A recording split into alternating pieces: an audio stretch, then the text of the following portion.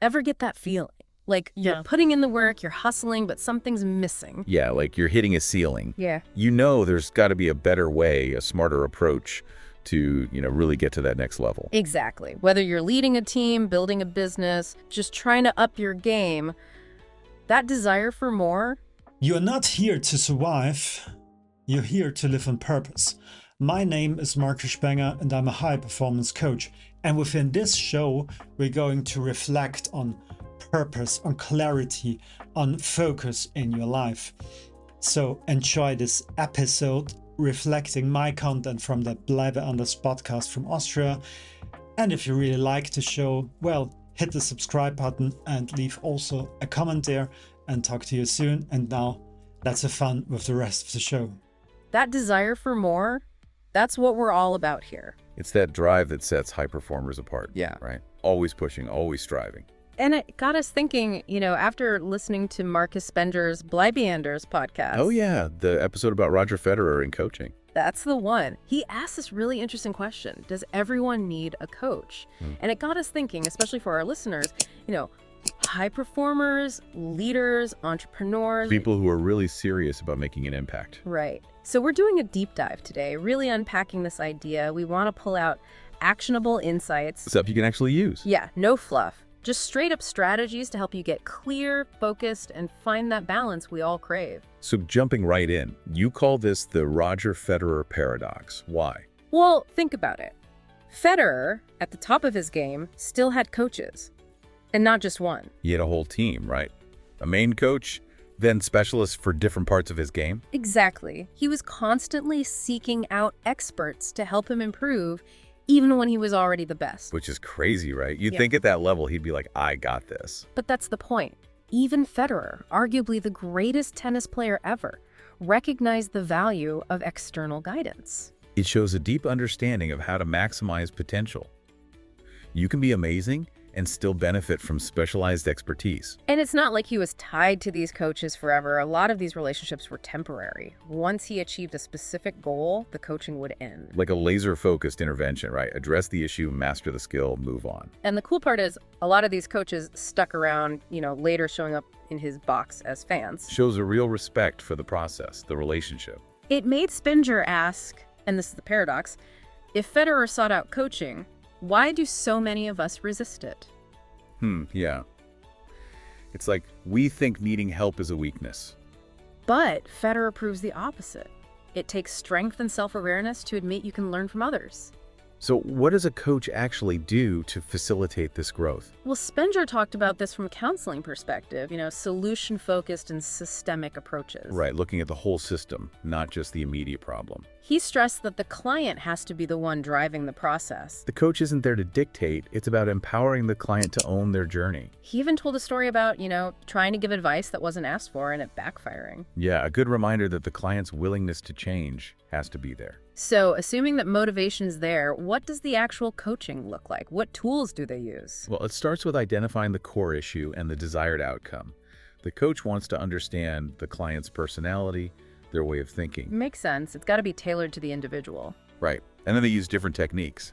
Spenger mentioned circular questioning. Like, how do you think your colleague perceives your communication? Getting you to step outside your own perspective. Exactly. Then there's scaling, rating your confidence on a scale of 1 to 10. To track your progress. Yeah.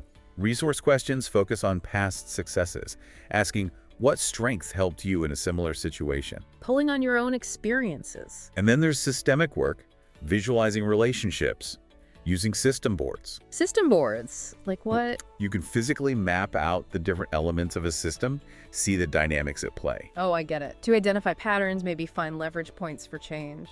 Right. And of course, positive reinforcement. A good coach will complement your progress, highlight what you're learning, and give you tasks to keep you moving forward. All right, so that's what a coach does. But Spenger also talked about why we need them, and he brought up this concept of blind spots. Yeah, those areas where we lack self-awareness. We're so used to our own perspective, we can't see the bigger picture. He said it's like being stuck in our own sauce. Exactly. It's like trying to read a label when you're inside the jar. You're too close to it. He connected this to our brain's survival mechanisms and, our ego wanting to be right all the time. Yeah. Our brains are wired to confirm our existing beliefs. It feels safe. and the ego hates to admit it's wrong. So the coach becomes like that outside perspective, the one who can read the label on the jar. Exactly. They help us identify those blind spots, challenge our assumptions, and offer new ways of seeing things. Okay, now Spenger also talked about different approaches to coaching. He mentioned face-to-face and something called live coaching. Yeah, he contrasted those too. Face-to-face is what most people think of, that direct one-on-one interaction. He gave the example of a junior employee struggling with phone calls. So the coaching would focus on building confidence and communication skills. Yeah, like targeted sales coaching. It's very direct, addressing a specific need. But he said there's a potential downside. Right, it can be so focused on the immediate issue that it misses bigger systemic problems. Treating the symptoms, not the cause. Exactly. Then there's live coaching, which is more about personality development. And this is part of Bly Bandersweg, right? Yes, it's about broader themes of personal growth, often using video modules and self-study. More self-directed at your own pace. Right. And then he integrates this into the Bly Bandersweg model, which combines personal development with a system for generating income. So it's not just about feeling good, it's about concrete results. Exactly. It's holistic, addressing both personal and financial well-being. And the coach's compensation is tied to the client's success. Which aligns their interests, right? The coach is invested in the client's wins. It's a true partnership. So as we wrap up, what are the big takeaways here? First, even the best need coaching. Federer is a prime example. Second, coaching is client-driven. It's about your desire for change. You got to be ready to put in the work. Right. And third, there are different types of coaching, so find what works for you. And let's not forget, Federer is not just a great player, he's also an inspiring person. Spenger even recommended his biographies for learning about a growth mindset. Yeah, his story is a reminder that humility and a willingness to learn are key, no matter how successful you are. So we covered what a coach does, the idea of blind spots, and the different approaches to coaching like Bly Bandersweg. Now for our listeners, where do you need an outside perspective? Where are you feeling stuck? Maybe there are blind spots holding you back. A coach can help you see those and get unstuck. Definitely check out Markus Spenger's Bly Bandersweg podcast. We'll link it in the show notes. It's full of insightful discussions like the one that inspired this deep dive. And remember, asking for guidance isn't a weakness, it's a sign of intelligence and a commitment to reaching your full potential.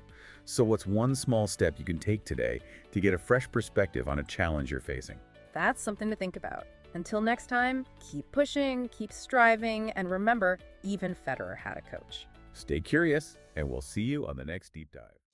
Ready to stop chasing and start living? Book your free clarity call at markusspenger.com or download your free clarity report to gain focus, build inner strengths, and live with direction and purpose. Because, you know, life is too short to just function. It's time to lead from within. Be bold, be clear, be you.